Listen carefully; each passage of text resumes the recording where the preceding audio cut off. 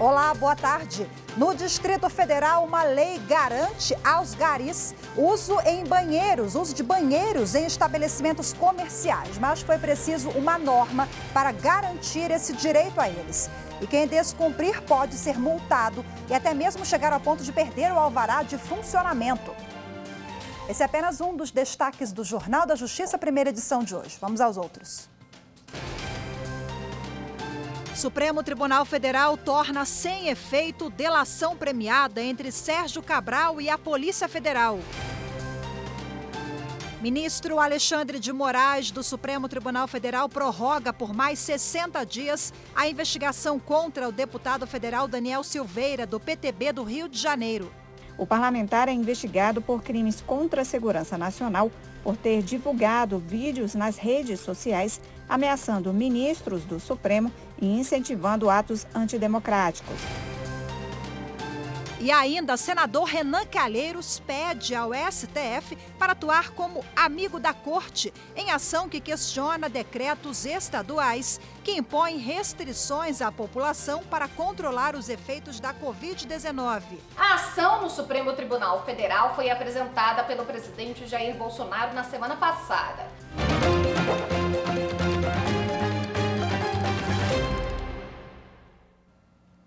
O Supremo Tribunal Federal tornou sem efeito o acordo de colaboração premiada entre o ex-governador do Rio de Janeiro, Sérgio Cabral, e a Polícia Federal. A decisão foi em julgamento no plenário virtual. O ex-governador do Rio de Janeiro, Sérgio Cabral, firmou delação premiada em maio. A Procuradoria-Geral da República entrou com a ação e apresentou questão preliminar com o argumento de que a Polícia Federal não pode firmar acordo de colaboração premiada sem a concordância do Ministério Público. O relator, ministro Edson Fachin, acolheu a preliminar e foi acompanhado pela maioria. Votaram com ele o presidente do STF, ministro Luiz Fux, e os ministros Gilmar Mendes, Ricardo Lewandowski, Dias Toffoli, Alexandre de Moraes e Nunes Marques.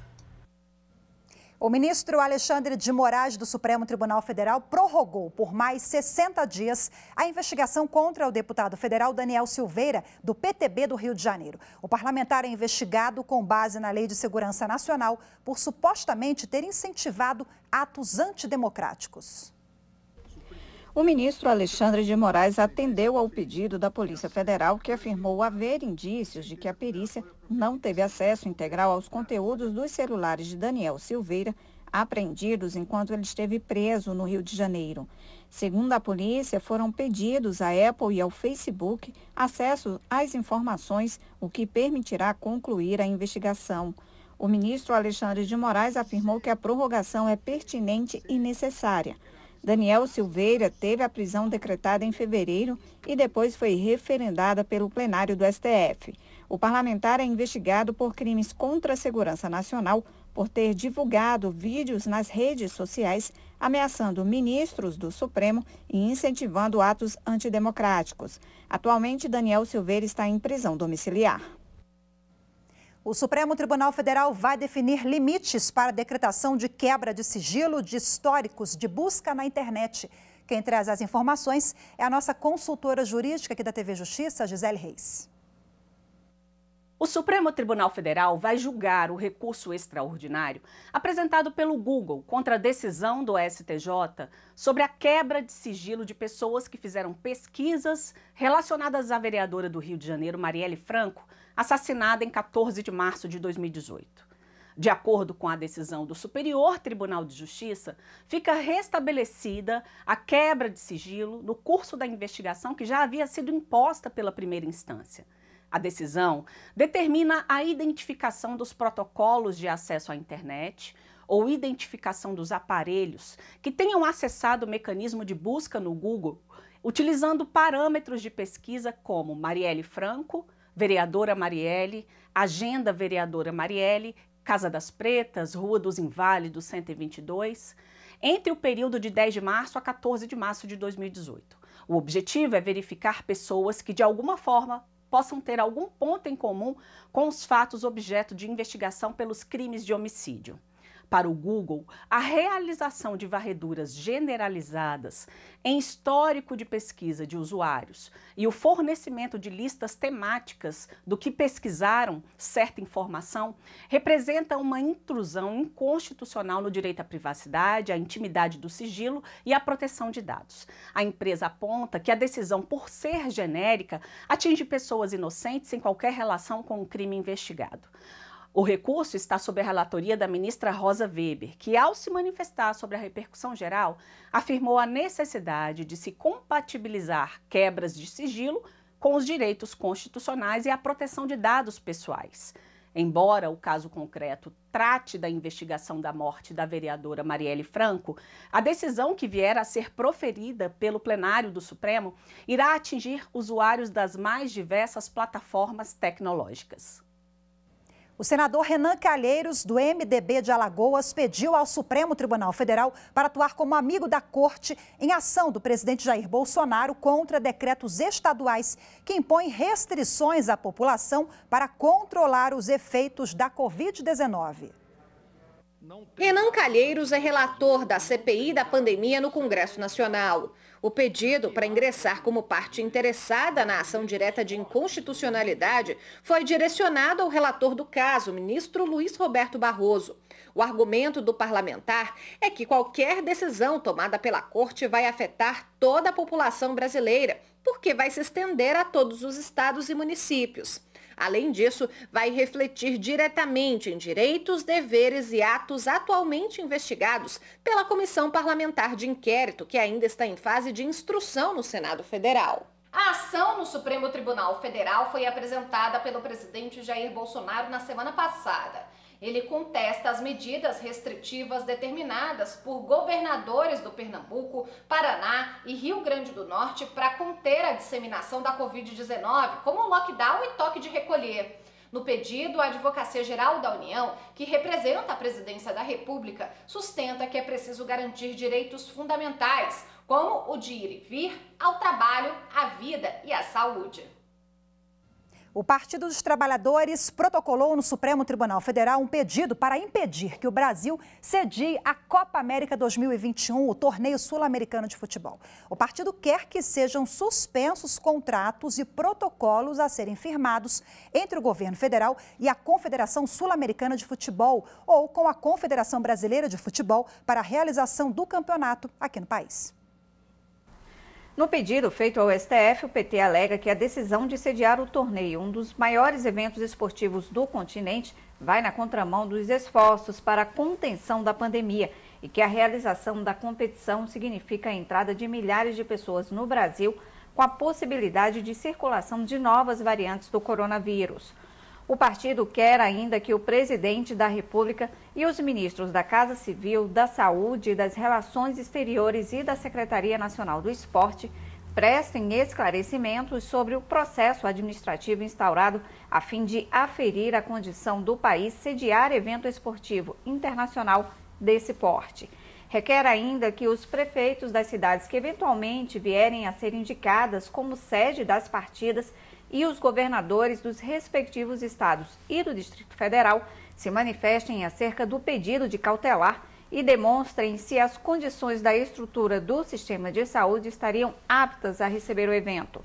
A relatoria é do ministro Ricardo Lewandowski.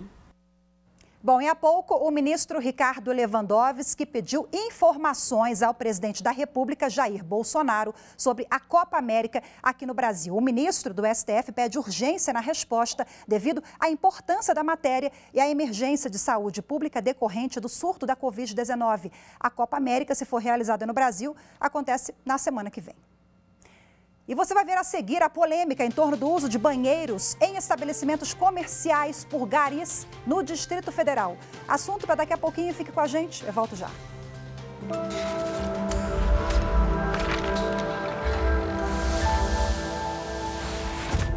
A Constituição Federal é a nossa Carta de Direitos. Por meio dela, o Estado brasileiro define os principais valores que deseja proteger e nós, indivíduos, podemos então pleitear direitos e garantias ali estampados perante esse mesmo Estado. Ela deveria ser leitura fundamental para crianças e adolescentes, a fim de que se tornem cidadãos plenos e conscientes do seu espaço na sociedade.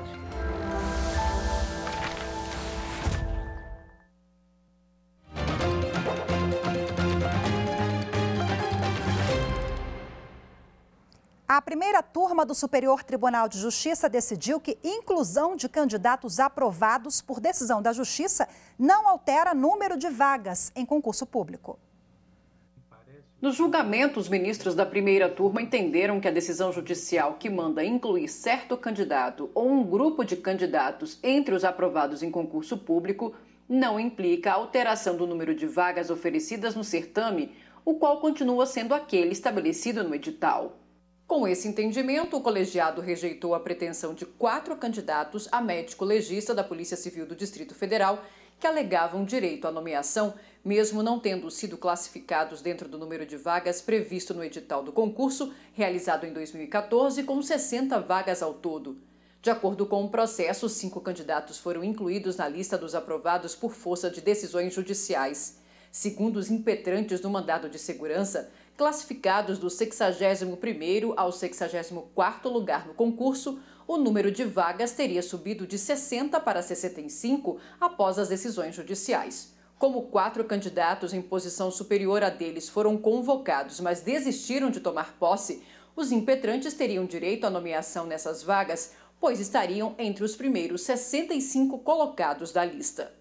O Tribunal de Justiça do Distrito Federal e dos Territórios denegou o mandado de segurança.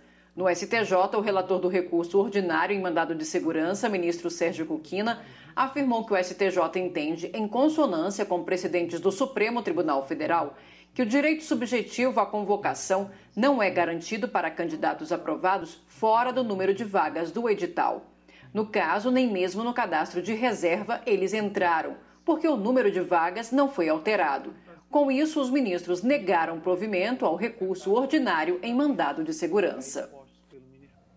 No Distrito Federal, os garis têm garantido por lei o uso de banheiros comerciais e públicos. Estabelecimentos como bares, lanchonetes, restaurantes e shoppings são obrigados a oferecer as instalações, inclusive com acessibilidade para as pessoas com deficiência.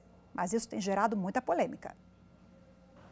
Ao todo, são 4.500 trabalhadores no serviço de limpeza urbana na capital federal. E desse total, 3.000 são varredores. De acordo com o sindicato da categoria, a maioria dos garis sofre com infecção urinária por não ter acesso a banheiros. Há pouco mais de um mês, foi sancionada a lei distrital que obriga bares, lanchonetes, restaurantes e shoppings a fornecer banheiros para esses trabalhadores. Nós, o Sindilurb, estamos trabalhando para criar uma cartilha onde vai colocar a lei e todos os seus artigos e também números de telefone para denunciar instituições e comércios aonde os seus representantes não permitir a entrada dos garis para fazer uso do banheiro e assim fazer suas necessidades fisiológicas. Se a lei não for respeitada, o comerciante pode ser multado em R$ 300 e este valor pode dobrar na terceira autuação da fiscalização. E se chegar a uma 4ª vez, o alvará de funcionamento pode ser revogado. A obrigação tem gerado polêmica entre os comerciantes. Querer nos imputar uma relação ou uma obrigação que, na verdade, é do Estado, o Estado é que deveria suprir isso.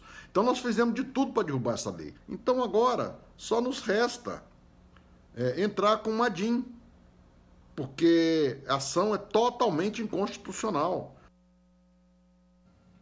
Bom, para repercutir o assunto, eu converso agora com o advogado, professor de Direito Administrativo, Constitucional e Penal, doutor Antônio Rodrigo Machado. Seja muito bem-vindo, boa tarde. Boa tarde a todos os telespectadores. É um prazer estar aqui na TV Justiça mais uma vez. Prazer é nosso, doutor Rodrigo, falar sobre esse assunto tão caro, né, que envolve aí empatia, direitos fundamentais consagrados pela Constituição Federal. Finalzinho da reportagem ali, exibiu o presidente do Sindobar dizendo que a medida é inconstitucional e que ele vai procurar, inclusive, aqui o Supremo Tribunal Federal. O senhor enxerga alguma evidência de inconstitucionalidade nessa lei que oferece banheiros públicos e comerciais aos garis? O direito de propriedade é algo protegido na nossa Constituição Federal, mas toda propriedade ela tem que atender à sua função social. Então, eu acho que a gente precisa dividir aquilo que o representante do Sindicato de Bares e Restaurantes falou. A primeira questão é essa lei ela não desobriga a administração pública a fornecer esses banheiros a todos os profissionais relacionados à limpeza pública. O Distrito Federal, a administração pública, continua obrigada a fornecer esses equipamentos. Agora, é uma atividade que acaba fazendo com que o profissional ele se desloque para diversos setores diferentes. Muitas vezes as necessidades fisiológicas elas não vão atender essa distância necessária até o equipamento banheiro. Então, o que a lei diz em caso de necessidade, esses bens particulares que são de uso comum, que têm uma série de regras próprias para si, eles têm a obrigação de permitir que esses cidadãos eles possam utilizar seu banheiro. Então, vem uma questão aí da Constituição dizer que é um bem privado, sim, mas tem que atender a sua função social, e aí entram princípios da dignidade da pessoa humana e todas as relações sociais que precisam trilhar a razoabilidade, o bom senso. Permitir que um cidadão use o banheiro de um estabelecimento, antes de ter necessidade de ser lei, é uma obrigação social, uma sensibilidade mínima de trato com seres humanos. Quer dizer, então, que o senhor enxerga o quê? Como um avanço, um retrocesso, a criação de uma lei, a imposição, via uma legislação para permitir esse trabalhador de ter acesso ali até a algo que o Estado deveria fornecer, não? Só para a gente entender, quando a administração pública ela tem um chamado poder de polícia, é o poder que a administração pública tem de intervir na propriedade privada, na sua liberdade. Então, por exemplo, para conceder um alvará de funcionamento, a administração pública vai lá no seu restaurante, vai lá no seu bar e vai verificar se você tem uma estrutura de água, de limpeza, de higienização, de banheiros que esteja atendendo o interesse público, para que quando uma pessoa for se utilizar do seu serviço, ela possa ter toda a garantia de cuidado. Quando a administração pública ela concede esse alvará, ela concede sob algumas condições. Nesse caso, a lei vem para dizer, olha, eu te autorizo a funcionar e você tem toda a liberdade para funcionar. Agora, esses cidadãos que exercem essa função tão importante para a nossa sociedade, os trabalhadores da limpeza, quando eles precisarem se utilizar do seu banheiro, é uma obrigação sua permitir. Necessitava de lei? Na verdade, não. Mas, infelizmente, a lei ela é um avanço e que vai ajudar esses profissionais a ter menos problemas no seu dia a dia. E também quando dói no bolso, eu acho que toda a polêmica foi em virtude desse poder de polícia e a perda do alvará de funcionamento, isso provocou também esse impacto, Só para explicar a lei, na verdade, a primeira infração não vai resultar em multa, vai resultar apenas em um aviso. A segunda infração é que passa a ser aplicada a multa, a terceira multa dobra e a quarta vem aí uma discussão de que pode ser cassado o alvará de funcionamento por desrespeito à lei. A lei é legal, está dentro da Constituição, no exercício da função social por aqueles que detêm a propriedade e, antes de tudo, é uma contribuição a esses profissionais que lidam diariamente com os serviços mais importantes da nossa cidade. Agora, vale lembrar, essa lei ela não exclui a responsabilidade da administração pública, daquilo que seria equivalente ao empregador no direito do trabalho, de fornecer esses equipamentos. A lei ela só diz que o cidadão que exerce essas funções pode se utilizar também desses estabelecimentos. E eles já Mas estão... a administração pública, o Distrito Federal continua obrigado a fornecer, tá? Doutor Rodrigo, e eles estão já... tão expostos à pandemia, são verdadeiros guerreiros que estão aí, não pararam de trabalhar um só minuto, expostos ao vírus, à Covid-19. Quando a gente fala da falta de instalações inadequadas, a gente pode falar até em uma possível indenização do Estado para esse trabalhador exposto à doença, sem acesso a banheiro. Com certeza. Todo servidor público, quando ele desempenha essa função administrativa, ele tem uma série de direitos. Um dos principais direitos é que ele, no exercício da sua função, ele não tenha qualquer deficiência em sua condição de saúde física e emocional. Nesse aspecto, vamos nos colocar nessa função de limpeza pública. Você se desloca por diversos quilômetros, muitas vezes, no exercício da sua função. Você sente uma necessidade de se utilizar de um banheiro. O banheiro instalado pela administração pública fica a muitos minutos dali. Então, você tem que ir até lá e voltar. Se utilizar de um banheiro num bar, num restaurante, é o mínimo que a sociedade pode dar em termos de reconhecimento a esses cidadãos que exercem uma função tão importante. Antes de necessitar de lei, isso deveria sim ser uma regra de bom senso, de sensibilidade e de agradecimento a esses profissionais tão importantes para a gente. Fica aí essa bela reflexão. Assim a gente termina a entrevista. Agradeço demais a sua participação. Um prazer conversar contigo mais uma vez, Rodrigo. Até a próxima. Boa tarde. Tchau, tchau. Até a próxima. E você vai ver a seguir: Justiça não aceita pedido para responsabilizar a União em processo por morte de um preso no Carandiru. Os detalhes daqui a pouquinho, eu volto já.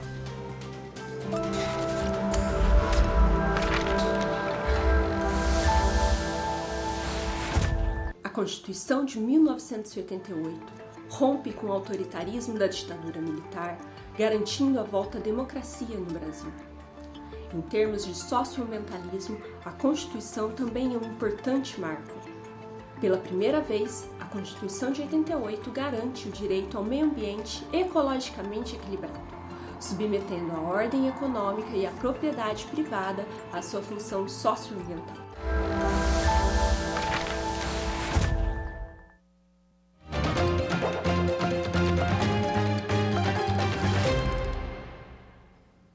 Justiça não aceita pedido para responsabilizar a União em processo por morte de um preso no Carandiru, em São Paulo. A Advocacia Geral da União conseguiu impedir que a União fosse responsabilizada pela morte de um detento no complexo do Carandiru em 1992, em São Paulo.